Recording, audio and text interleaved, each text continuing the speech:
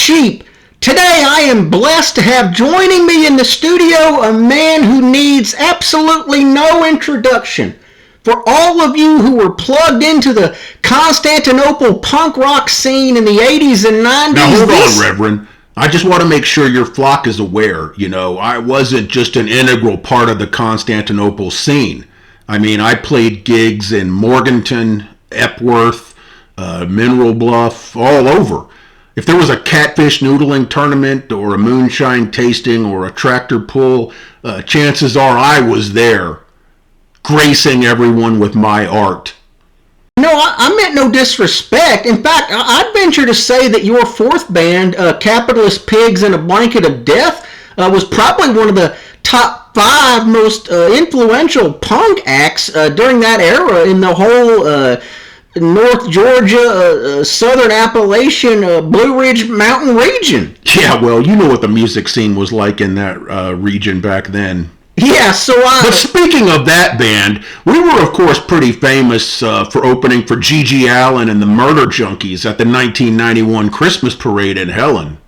Well, yeah, I was in attendance for that show, and frankly, I don't think I've ever felt the need to take more showers in my entire life than I did after that. Yeah, it was a wild scene, man. But let's go back, if we may, to your first band. Tell us all a little bit about that and how it formed, if you don't mind. How it formed? What, like it was some kind of organic process? It didn't form. I formed it. Me and me alone. Along with my older brother and 2 of his buddies from school. Sure, no, I meant no But as I was saying, I formed my first band, Bay of Capitalist Pigs, in 1984 when I was 15. You were probably familiar with our song, The Mighty Iron Curtain Stands Strong. Yeah, no, that was a good song. No, it was a great song. You'll no doubt recall the lyrics. It was just me screaming the word fuck for 10 seconds. It was actually the longest song on my debut LP. My power ballad, if you will. Yeah, it was amazing. Curious thing about that song, I actually hold the world record for the most recorded utterances of the word fuck in a 10-second span. At a show in McKaysville, I got off 797 fucks in 10 seconds. Now that was a potluck the people at McKaysville First Baptist will never forget. Wow, Yeah, my brother couldn't even keep up with me when we recorded that. I had to engineer this setup so that a pneumatic paint shaker could play drums on that song. Oh, wow, that is... Yeah, it was wild. Now, I've always wondered, what exactly is that song about? What's it about? What, you mean it's not obvious from the lyrics? Well, no, I mean, not to me. Well, I guess poetry isn't for everyone. It's a meditation on the Cold War as seen through the lens of Nikita Khrushchev's shoe, as well as support for the presidency of Walter Mondale, and my frustrations with the arcade game Robotron 2084. I love that game. Get to the edge! Amen, Reverend.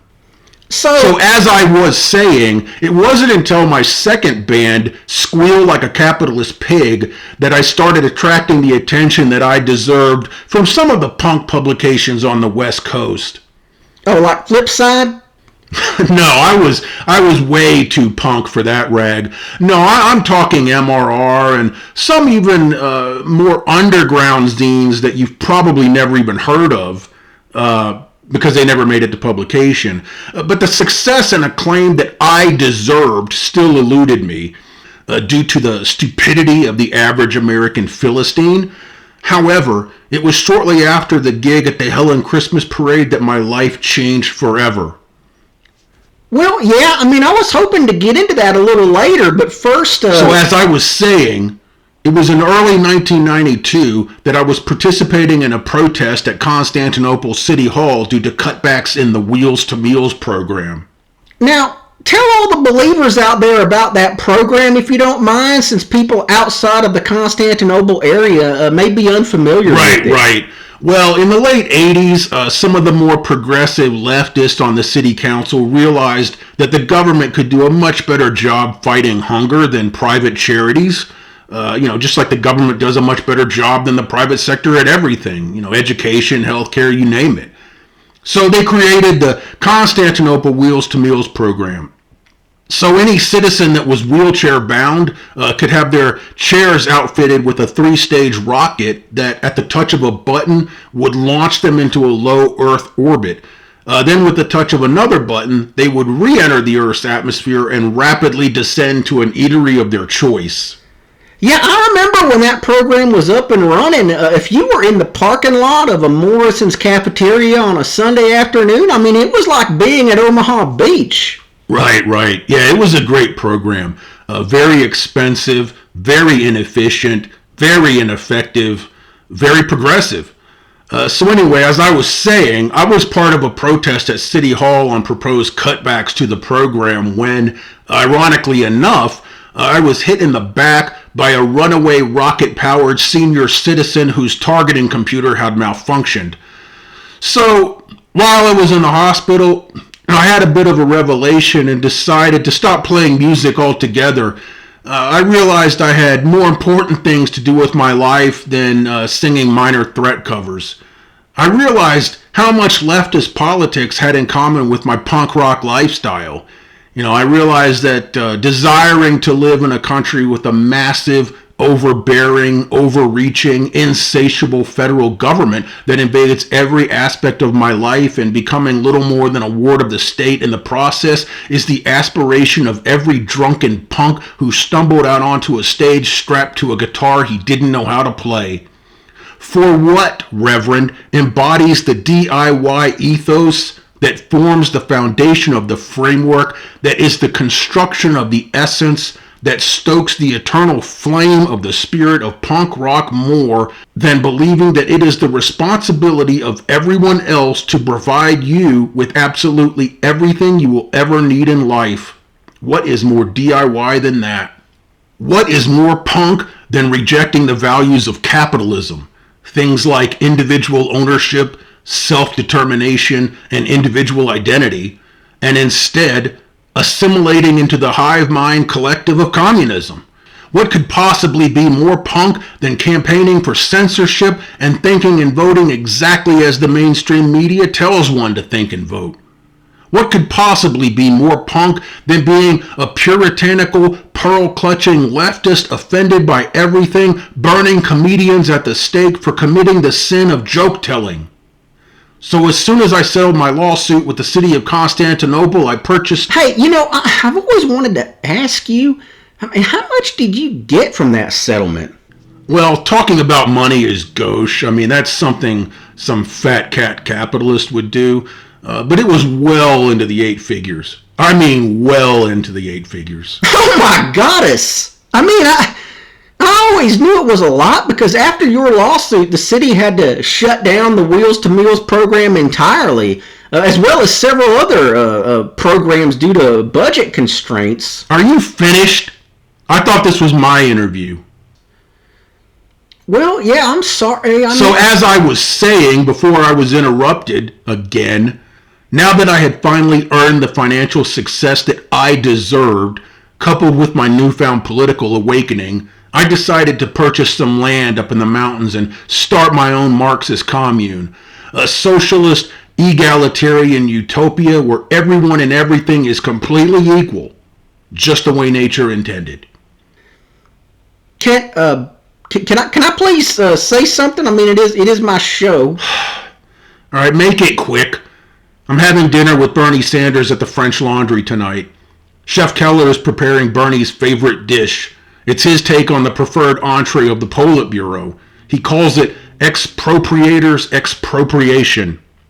Oh, wow. Yeah, it consists of Chateaubriand that was cut from a cow that lived out its days receiving round-the-clock shiatsu massage in a temperature-controlled hyperbaric chamber while being force-fed a diet of hydroponically grown wheat grass using water that was blessed by a Buddhist priest. Oh, wow, that is... Stuffed with caviar from a privileged white sturgeon who lived a pampered existence, attending only the most prestigious boarding schools before matriculating to Vassar, where she eventually received her degree in art history with a concentration in the 16th century stick figure erotica of the controversial and highly censored Renaissance artist Francois Leblanc, before living out the rest of her life unemployed and subsisting off of her parents' allowance and bottom-feeding shellfish. That's served on a bed of white truffles that sprouted from the grave of an 8th century Hermetic mystic who predicted the eventual overtaking of the world and enslavement of humanity at the hands of intelligent fungi. Grown in the shade of an ancient Italian oak tree, supernaturally gifted with immortality after offering shade and comfort to an emotionally distraught devil after he had just had an unfortunate run-in with the Charlie Daniels Band. That's the description. Oh, well, I'm done describing the entree. Well, 20 minutes or so ago, before you started detailing that dish, you mentioned starting your own Marxist commune. And I just wanted to say that, I encounter leftist believers all the time who think that they need some sort of government intervention in order to live the lives they want to live. So I wanted to take this opportunity to let all of you believers out there know that the free market, the oppressive free market, it doesn't care if you participate or not. If you want to go start your own Marxist commune or join a Marxist commune, you're free to do that right now. In this oppressive capitalist country with an evil Republican tyrant in the White House. But of course, we believers understand that it's not enough that we are afforded the opportunity to live the lifestyle we want, as long as those who possess the intelligence, the industry, the ingenuity, the invention, and have the spirit of entrepreneurship are allowed to coexist amongst us. For all must be coerced into assimilation. Very well said, Reverend. Thank you. Now back to me. So I purchased several thousand acres up in the mountains with my settlement from the city and set about recruiting like-minded Marxists to come and be a part of my commune. Now, building something like that, that just seems like such a huge undertaking and would require a tremendous amount of work. Oh yeah, it definitely looked like they were working really hard. It was difficult to tell from my vantage point up in the tower, but yeah, they seemed to be really going at it. I'm sorry, in your tower? Yeah, I oversaw the construction from one of the towers in my castle. Wait a minute, where'd the castle come from? I bought it. I thought you said you purchased land. I did. I purchased several thousand acres upon which there was already an existing castle. Now, apparently the previous owner built it. He was some banker from Switzerland, and the area reminded him of the Alps, so he built an alpine castle with plans to turn it into a mountain resort, bed and breakfast sort of thing. How big is this castle? It's not that big. If I had to guess, I'd say it's roughly 92,574 square feet. Oh my goddess! So as I was saying... Now, is it made out of stone and has a drawbridge and all of that? You seem to be really hung up on this castle thing. Well, it's just, I don't know. The last time I saw you, you were on a makeshift stage on a Christmas float, carving a hammer and sickle into your chest with a box cutter, while holding a live grenade in the other hand, defecating on a mannequin dressed as Santa Claus, while screaming obscenities at little children as they and their parents fled in terror. You were foaming at the mouth and shrieking incoherently about the material excesses of capitalism, and now you're living in some enormous castle on thousands of acres. I don't know. I guess let's just continue. So, okay, you're living in this castle, and all the people you've recruited to join your compound, you said they were working really hard. So, what were they building? Well, firstly, they needed to construct their own living quarters, which required excavating huge amounts of material. Living underground requires a whole different sort of structural engineering. Sorry, but wait a minute. Why are they living underground? Well, I just felt it would be a lot easier that way and would require less acclimation to the near total darkness they would experience working in my mines 14 hours a day. Wait, what mines? Didn't I mention that already? No, I don't think you did. Oh, well, I specifically chose this piece of property because it had vast gold deposits and a really huge castle. But how did you know this property contained gold? Well, my strip mining and survey company did some expropriating in the middle of the night to various plots of land I was interested in procuring. Wait, hold on. I'm sorry. You own a strip mining and survey company? Yeah, that was one of the first businesses I acquired after getting out of the hospital. Okay, so your workers are constructing living quarters underground and... Yeah, the whole place is modeled after an ant colony. So there's my residence, which is sort of, the central hub. I'm like the queen of the colony. And then all of the drones live and work underground, mining gold and bringing the resources to me. I sell the gold. Then after making sure the workers have everything they need to survive and keep working, I invest the remainder in one of my offshore accounts. Every one of them is treated equally. It's a wonderful existence. I mean, for me. But probably for them too. I don't know. I mean, I rarely interact with them.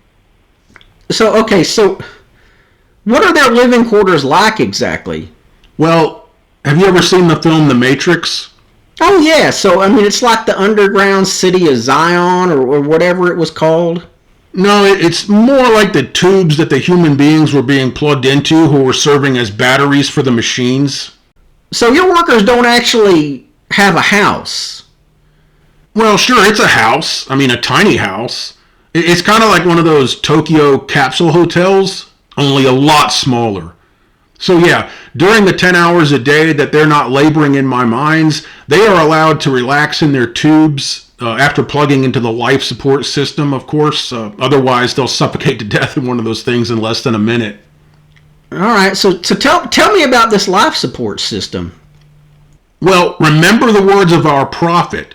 From each according to his ability, to each according to his needs.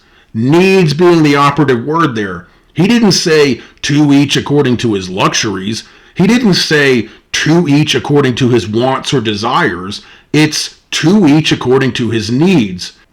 So we've taken his directive to heart, like good Marxist. So first they hook themselves up to their feeding system. Each worker is fed intravenously, receiving the exact amount of water and nutrients they need to stay alive and remain a functional asset of the commune. Then they strap on their oxygen mask.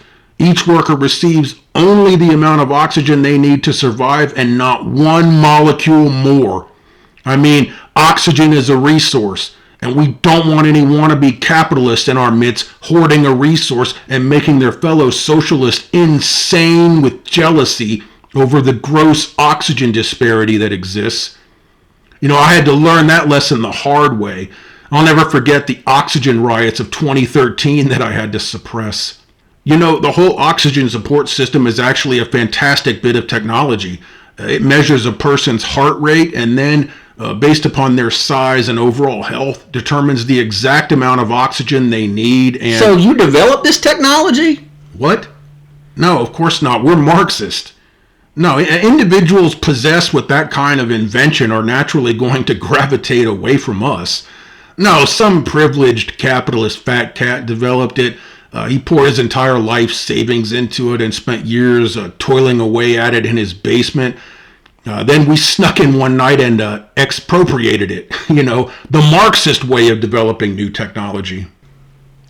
Okay, so you've got all these people who are working 14 hours a day mining gold for you. So if you don't mind me asking, you must be incredibly wealthy at this point. Well, again, it's gauche to talk about money, but let's just say my net worth is somewhere between those icons of leftist egalitarianism, Castro and Chavez. Oh my goddess! Hold on, I can actually get you an accurate number. Let me just call my accountant here. Sheldon! Shelly! How we looking today, baby? Okay. Hey, did we liquidate our position in that? Yeah. Okay. Good. No, it's just that I was watching Bloomberg this morning and I was getting a little worried we hadn't executed that yet. All right. Well, yeah, keep me posted. What? No, that's later tonight. Yeah, it'll be good to catch up with a fellow socialist. All right. Hey, we still playing 18 this weekend?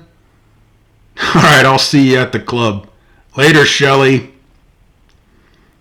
Okay, Reverend, I had some investments that didn't pan out as planned, so right now I'm sitting at $1.72 billion. Oh my! Okay, so I'm curious. How do you recruit people to your commune? Well, now Trump makes it easy. I advertise at Democratic Socialist of America conferences and bake sales, and with him in office, their ranks have really swelled. Because the best way to protest and show your displeasure with the government is by aligning yourself with an organization that wants much more government. But in specific, I use the same tactics that modern progressives use. And by modern and progressive, I mean the ideas are centuries old. I offer free education, free health care. I reel them in with the usual bait. So you provide everyone at your compound with the free education? I mean, sure, of course. In the 70 hours of downtime they have each week, they are more than welcome to pursue any degree or any advanced degree of their choosing. I've got several PhDs working for me right now. Oh, wow. Now, don't get confused, Reverend. The ladder of economic mobility that capitalism provides has been completely removed at my commune. So it doesn't really matter whether a laborer has a PhD or is a high school dropout. I mean, they are still going to spend the same amount of time working in the mines, and they are still each going to have only that which they need to survive, and no more. And I want everyone out there who is contemplating coming to my commune, rest assured, everyone's living capsule is made out of transparent acrylic material so everybody can see exactly what their neighbor possesses. There's no need to ever wonder about anyone possessing more than you. I can assure you they do not, because each living capsule is thoroughly searched by the secret police while the workers are away at their jobs. It's a completely equitable existence. I mean, for the most part. I mean, obviously there are bigger capsules and more perks available to those workers who show promise. As in any Marxist society, upward mobility is possible. But it has nothing to do with one's education, intelligence, or work ethic. It has to do with how much I like you, how many favors you do for me, and, how well you lick my boots. But, you were asking about recruiting. I have a photo here on my phone of the latest additions to the proletariat, if you want to take a gander here, Rev. Oh, wow, look at that. Hey, a couple of them kids are wearing anarchy t-shirts. Yeah. They make for the best slaves, workers. When one of those kids with an anarchy t-shirt or a tattoo shows up, I sit him down and say, buddy, you've made the right decision coming here. You abandoning any sense of your own individuality and plugging yourself into a socialist hive mind and adopting a communal groupthink ideology while forsaking capitalism and any hope of ever having any self-determination or economic mobility for yourself, while spending the rest of your miserable life in complete drudgery, gathering resources so some leftist bureaucrat can sit on a pile of gold, that is exactly what Johnny Rotten was singing about. Oh, hang on, I'm getting a text here. It seems my G700 has finished refueling. Well, I'm off to dinner now, Rev. Well, hang on. Before you rush off, I know there's a lot of Marxists out there who are salivating as they listen to this, thinking that this is exactly what they want for their lives. So tell all the believers out there who are interested how they can join your commune. Well, we're very much about diversity. So if you're a white male, we are not interested.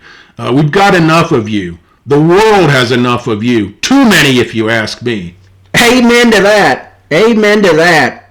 However, if you're a straight white female under the age of 25, we'll need at least 4 8x10 glossy headshots, as well as 6+ full body shots, and at least one of those full body shots has to have you holding a newspaper with the current date in the frame. I cannot stress this enough.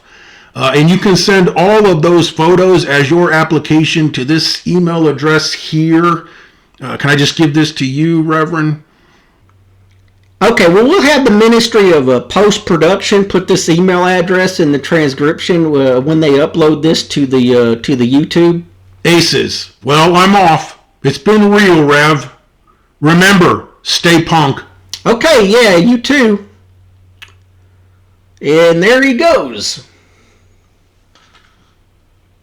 Wow, looks like he's getting into a Maybach.